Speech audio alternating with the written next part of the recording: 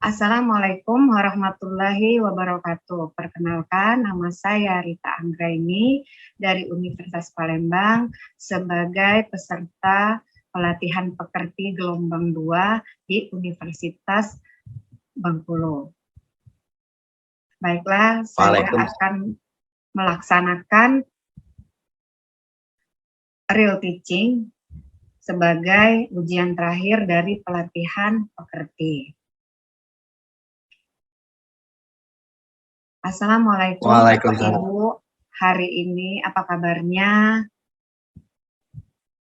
Baiklah, kita akan mulai kuliah kita, yaitu kimia koloid.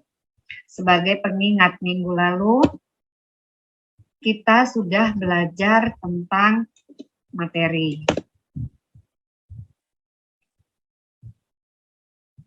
Waalaikumsalam warahmatullahi wabarakatuh.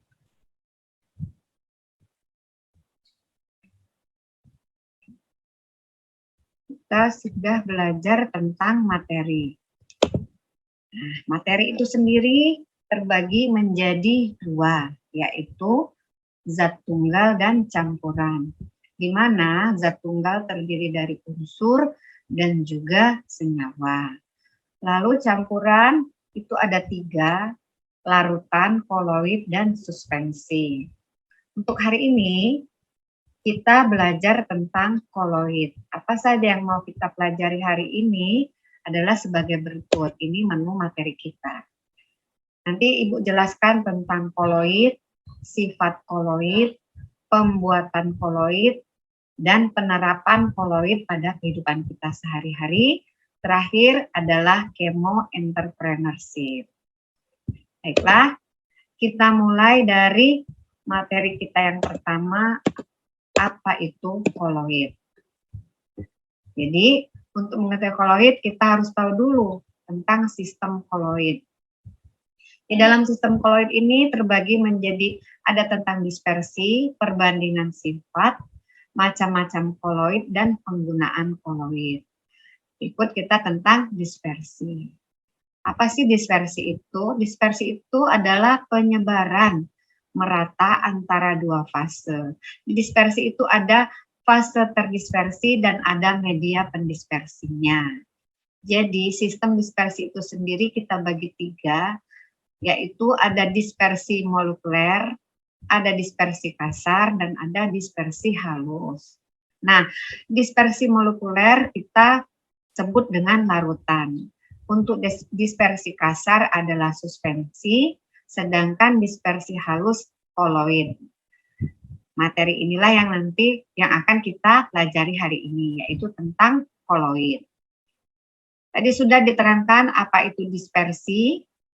Nah, dispersi itu terbagi menjadi 2 tadi. Ada fase terdispersi, ada fase medium pendispersinya, jadi medianya. Ya, misalnya contoh fase dispersi itu adalah zat yang terdispersi, misalnya susu. Nah, pada susu, media pendispersinya adalah air. Oke, lanjut, dari sistem koloid ini adalah perbandingan sifat. Di sini disajikan di tabel adalah perbandingan sifat dari larutan, koloid, dan suspensi. Untuk koloid ada di kolom yang di tengah ini ya. Kita lihat dari fasenya. Untuk larutan itu fasenya ada 1, sedangkan koloid dan suspensi 2 fase. Bagaimana kestabilan dari larutan koloid? Dia sukar mengendap, sedangkan suspensi mudah mengendap, dan larutan itu stabil. Bisakah disaring? Koloid bisa disaring, tapi dengan penyaring ultra. Tidak dapat digunakan penyaring biasa. Untuk suspensi, bisa disaring dengan saringan biasa, sedangkan larutan benar tidak dapat disaring. Kehomogenannya, larutan itu homogen, koloid tampaknya homogen karena dia 2 fase sebenarnya, sedangkan suspensi itu heterogen. Bagaimana besaran partikelnya? Partikel koloid ada di tengah antara partikel larutan dan partikel suspensi. Dia lebih besar dari partikel larutan, tapi lebih kecil dari partikel suspensi. Partikel koloid sendiri ukurannya adalah 1 sampai 100 nanometer. Untuk ukuran koloid, untuk ukuran larutan kurang dari 1 nanometer, sedangkan suspensi ukuran partikelnya lebih besar dari 100 nanometer. Nah, bagaimana sistem dari dispersinya? Koloid sistem dispersinya adalah padatan halus. Untuk suspensi sistem dispersinya adalah padatan kasar. Sedangkan pada larutan sistem dispersinya adalah molekuler.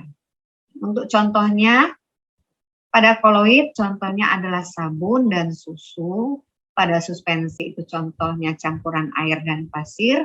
Sedangkan contoh dari larutan adalah larutan gula dan air laut.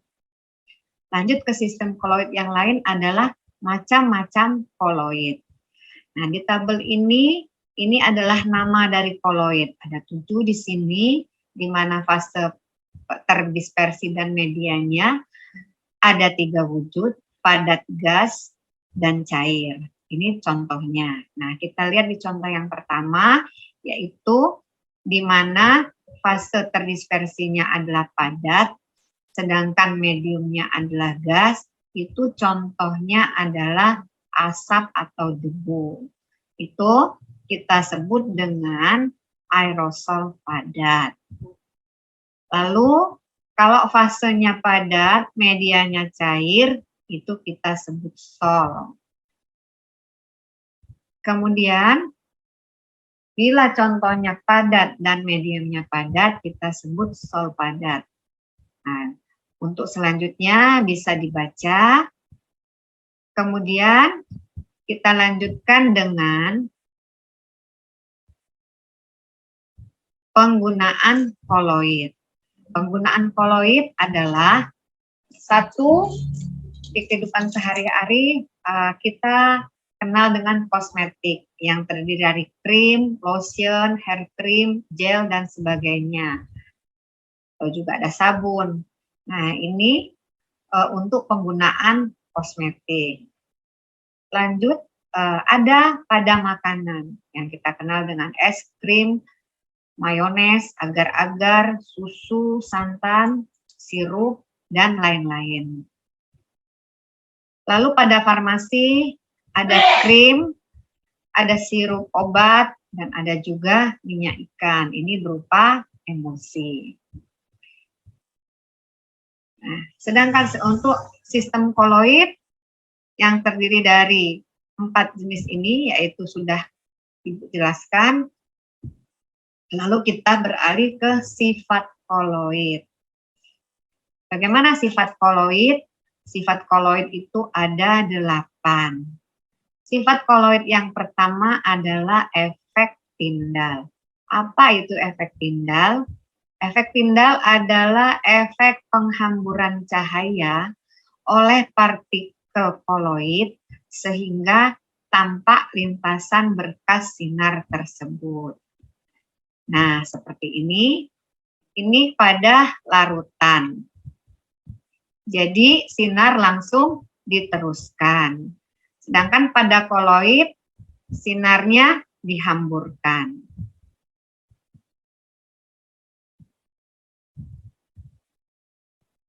Nah, pada kehidupan nyata bisa kita lihat seperti ini, di mana larutan deterjen ya akan diberikan cahaya. Maka terlihat perbedaannya di mana ada penghamburan cahaya.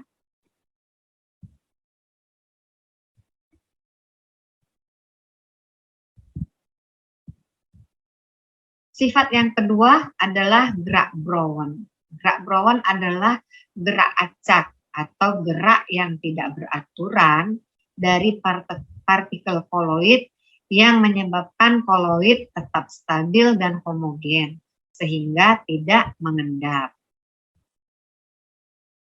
Lalu elektroforesis.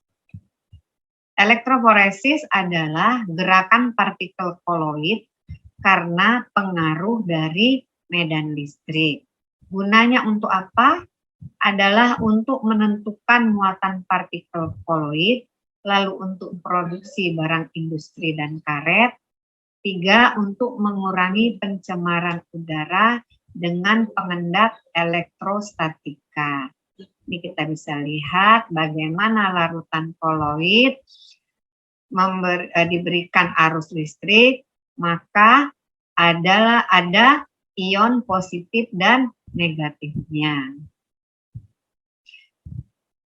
Sifat selanjutnya adalah sifat absorpsi. Sifat absorpsi adalah penyerapan terhadap partikel atau ion atau senyawa yang lain sehingga partikel koloid itu akan bermuatan. Nah, seperti contohnya, koloid FeOH3 3 kali bermuatan positif karena permukaannya menyerap ion hidrogen positif. Nah, seperti ini ada larutan FeOH3 3 kali menyerap ion-ion H+. Lanjut ke sifat selanjutnya yaitu koagulasi. Apa itu koagulasi? Koagulasi adalah penggumpalan partikel koloid sehingga membentuk endapan karena adanya kerusakan stabilitas sistem koloid.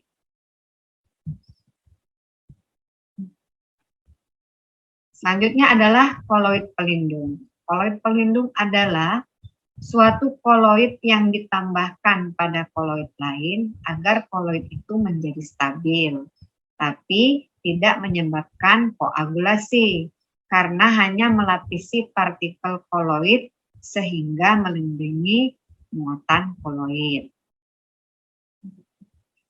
Kita lanjut ke dialisis. Dialisis itu adalah proses penghilangan ion-ion yang mengganggu kestabilan koloid dengan cara penyaringan.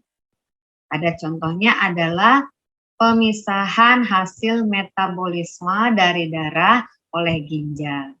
Jadi pada ginjal yaitu di mana air dipisahkan dengan cara dialisis. Jadi ini keluarlah air dengan ion positif dan negatif. Lanjut ke sifat yang terakhir yaitu koloid liofil dan liofob. Koloid liofil adalah koloid yang partikelnya terdispersi, menarik media pendispersinya.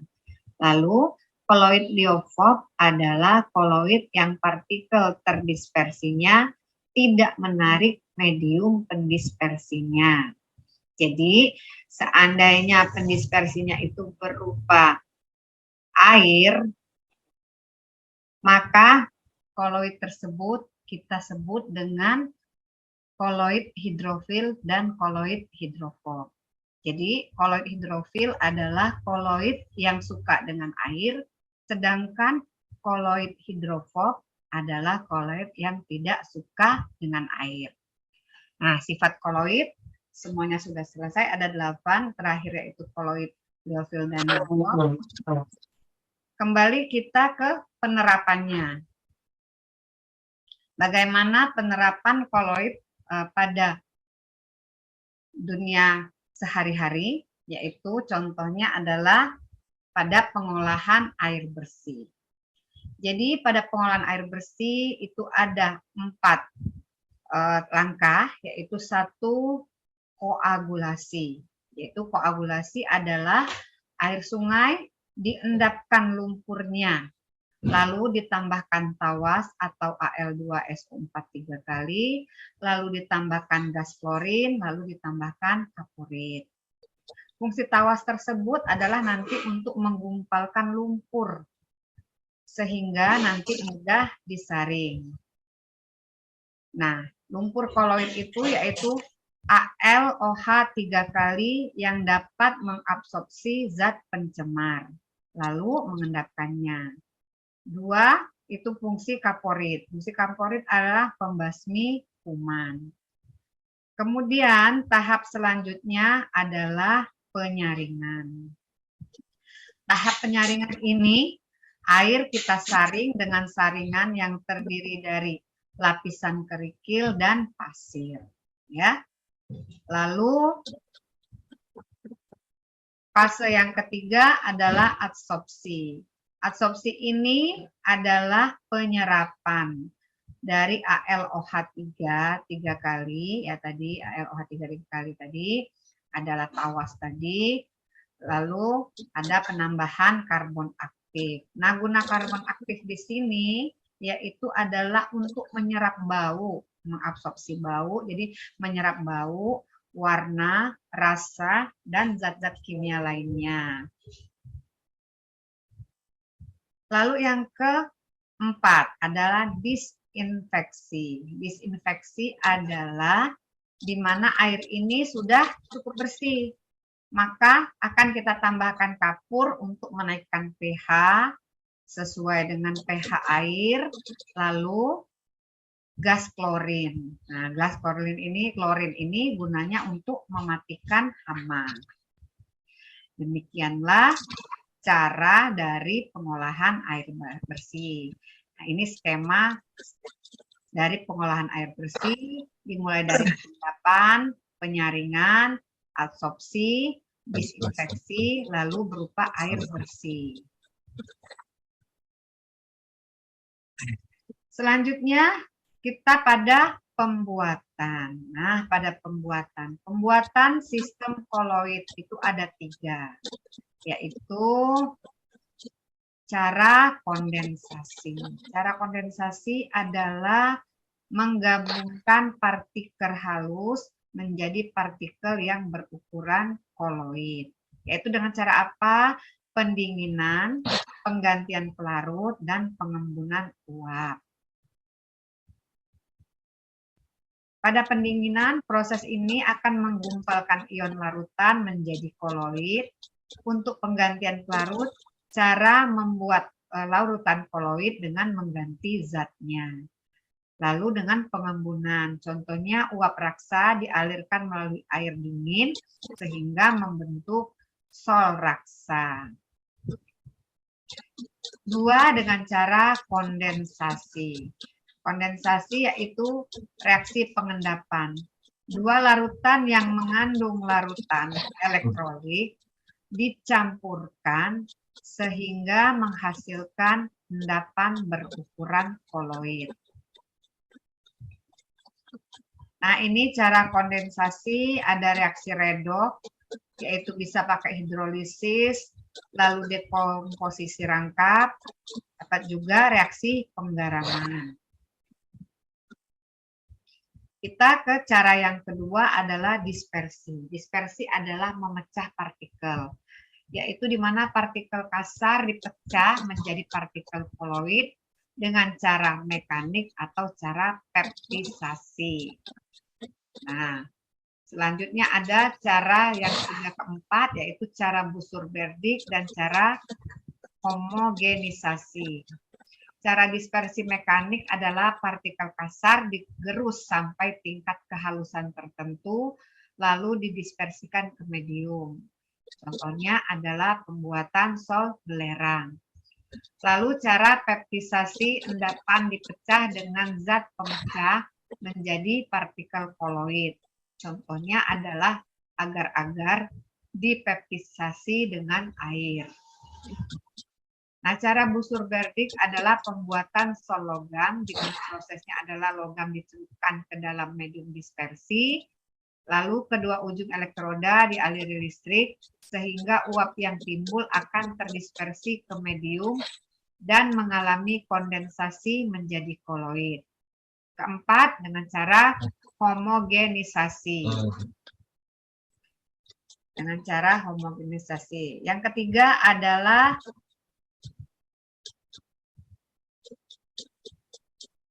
cara koloid asosiasi. Koloid asosiasi ini contohnya sabun atau deterjen, di mana molekul sabun yaitu natrium stearat yang terdiri dari bagian kepala yang bersifat polar, artinya hidrofilik, suka air, dan ekornya adalah nonpolar yang bersifat hidrofobik. Nah, di sini cara molekul sabun mengangkat kotoran yang menempel, yaitu di mana kepala atau bagian polar bersifat hidrofilik, artinya dia suka air, ekor atau non-polar yang bersifat hidrofobik yang tidak suka air. Nah, bagian ekor inilah yang nanti akan mengikat kotoran.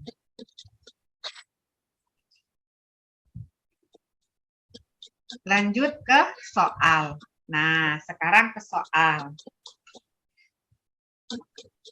Persamaan antara koloid dan suspensi pada pembuatan zat padat dalam air adalah.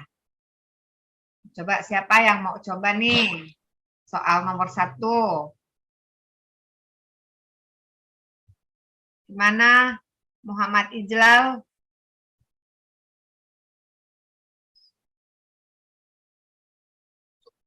Bagaimana? A, B. Ayo. Coba jawab nomor 1.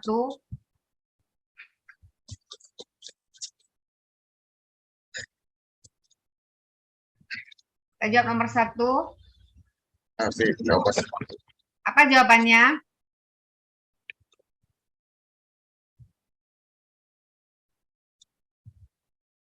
Yang mana? Yang mana? Pilih. Kalau menurut saya itu, Bu, yang keduanya stabil. Keduanya stabil. Coba ya, kita. Wah, salah. Jadi, yang stabil itu adalah yang larutan. Koloid dan suspensi itu tidak stabil. Mana?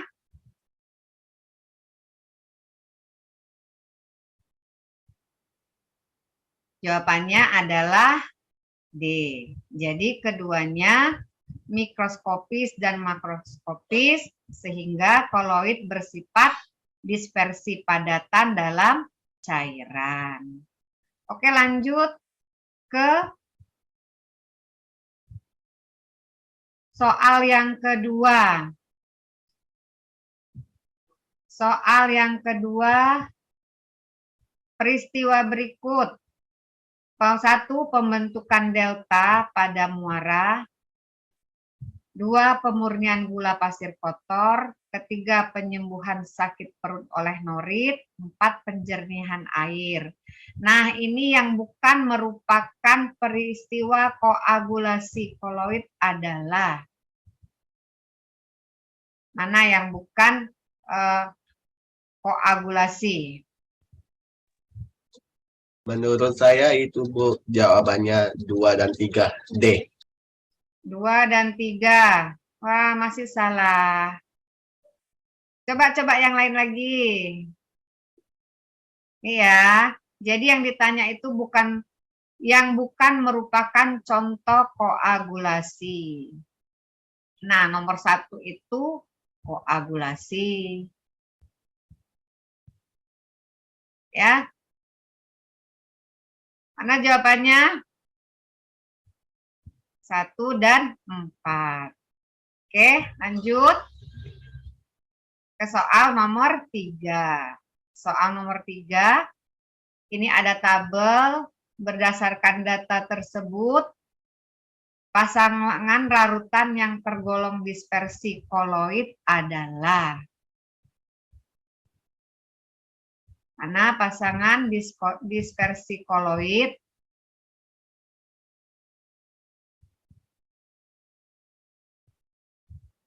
Yang 3 dan 4, Bu, kemungkinan.